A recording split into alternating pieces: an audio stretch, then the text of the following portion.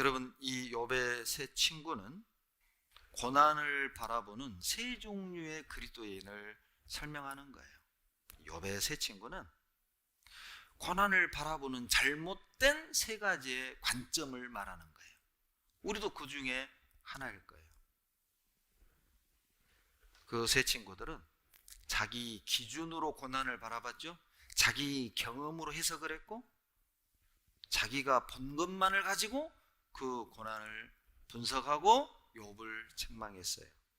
욥기 4장 8절 보세요. 우리가 빠지기 쉬운 함정들입니다. 정말 그리스도인들이 이거 조심해야 됩니다. 욥기 4장 8절. 내가 보건대 악을 밭갈고 독을 뿌리는 자는 그대로 거두나니. 무슨 말인지 감이 오시죠? 엘리바스가 욥에게 한 말입니다. 야, 너 이거 괜히 너한테 하나님이 이런 일을 허락했겠니? 괜히 10자씩 죽었겠냐? 괜히 재산 날아갔겠냐? 괜히 하나님이 건강을 쳤겠냐? 뿌린 대로 거둔다. 인과 응보라는 뜻이에요. 너가 뭔가 하나님께 매맞을 짓을 해서 매맞은 거지. 여러분, 이것은 엘리바스의 의견만이 아니에요. 세 친구가 똑같이 인과응보적인 그런 생각을 가지고 있었어요. 자기 기준으로 본 거예요. 자기 기준에서 보니까 이건 징계야, 벌 받은 거야. 분명히 무슨 죄가 있어. 5장 27절 보시죠. 5장 27절, 4장 7절, 4장 7절부터 볼게요. 4장 7절. 생각하여 봐라. 죄 없이 망한 자가 누구인가? 정직한 자의 끊어짐이 어디 있는가? 생각해 봐라. 죄 없이 망한 자가 있냐? 죄 때문에 망했다, 그 말이죠. 너 죄에 대해서 벌 받는다. 5장 27절. 볼지어다 우리의 연구한 바가 이 같으니 너는 듣고 내게 유익된 줄 알지니라. 여러분, 엘리바스 같은 그리스도인이 되면 안 됩니다. 어떤 형제자매들이 고난에 빠져 있는데, 큰 슬픔에 빠져 있는데, 신방 가서 하는 말이 고작 자기가 관찰한 거, 자기가 연구한 거, 자기 기준과 자기 믿음의 분량에서 그냥 흔한 얘기를 하는 거야. 징계야. 교통사고로 다리가 부러져 누워있는 형제자매를 찾아가서 징계야.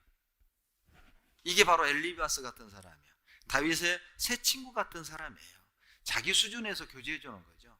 절대 그런 식의 교제를 해주시면 안 돼요. 아무 도움이 없습니다. 이 세 친구들은요, 자기 기준을 얘기해 놓고 자기 분량대로 얘기해 놓고 다 그쳤다니까요. 하나님의 말씀입니다. 놀랍죠? 여러분, 이것이 우리들이 빠지기 쉬운 함정이에요. 자기 기준으로 교제해 놓고 하나님의 말씀인 것처럼, 자기가 권면한 걸 안 들으면 하나님께 불순종한 것처럼 우리가 빠지기 쉬운 함정이라고요. 자기 의견이 항상 하나님의 뜻인 것 마냥 자기의 의견이 관철이 안 되면 문제가 되고 봉사하기 쉽고, 이게 우리가 빠지기 쉬운 욥의 세 친구와 같은 착각이고 함정이라는 것이죠. 여러분, 결과적으로 이 욥의 세 친구는 아무런 도움을 주지 못했습니다. 왜요? 그들은 그 고난에 제3의 이유가 있음을 알지 못했어요. 천상의 회의를 그들도 알지 못했다니까요. 그들은 그냥 불행한 일이 생기면 죄에 대한 대가, 징계, 벌, 이렇게 생각을 했어요. 또 다른 이유가 있다는 사실을 그들은 알지 못했어요. 여러분, 나의 고난에 제3의 이유가 있을 수 있다는 걸 기억하세요. 제3의 이유가 있다는 걸 기억한다면 아마 함부로 원망하든지 좌절하든지 방황하지는 않을 거예요. 내 고난에 제3의 이유가 있어요. 여러분, 놀랍게도 욥의 세 친구는 사탄 마귀보다 욥을 더 힘들게 했어요. 욥은 사단의 시험도 믿음으로 극복했잖아요. 세상에 그 동방에서 제일 부자였는데 하루아침에 재산 날아가도 원망 안 했어요. 10자식이 죽어도 어때요? 푸념을 넋두리 하지 않았다니까요. 불치병 걸려서 귀화장으로 자기 몸을 팍팍 긁고 앉아 있으면서도 주신 분도 하나님이요 취하신 분도 하나님이다. 놀랍죠? 그런데 언제부터 욥의 입에서 푸념이 넋두리가 나왔느냐? 새 친구의 등장 이후에요. 결론은 욥의 새 친구는 마귀보다 사탄보다 욥을 더 힘들게 했다니까요. 이게 좀 슬픈 일이죠. 죄송한데 형제자매들이 마귀보다 형제자매들을 더 힘들게 해. 그게 불가능한 일은 아닌 것 같아요. 욥의 새 친구를 보면 마귀가 나를 힘들게 하는 것보다 형제자매들이 나를 힘들게 하는 게 더 고통스러워. 여러분, 이런 비극은 없어야 합니다. 여러분이 새 친구가 되어선 안 돼요.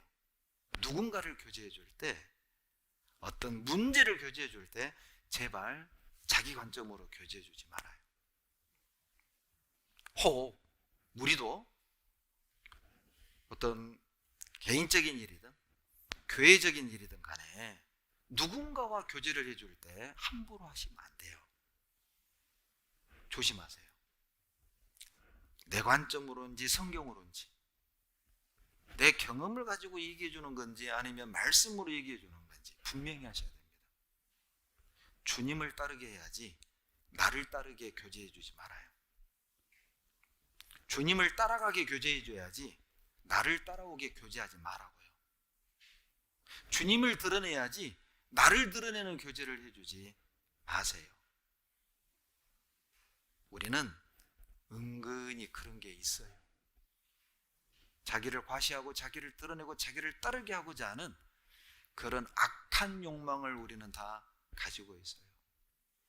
욥의 새 친구의 함정처럼 우리도 조심해야 될 함정입니다. 여러분, 욥의 새 친구와 욥은 논쟁을 벌입니다. 장장 약 34개 장에 걸쳐서 새 친구와 욥은 논쟁합니다. 그 기나긴 논쟁 속에 답은 없었어요.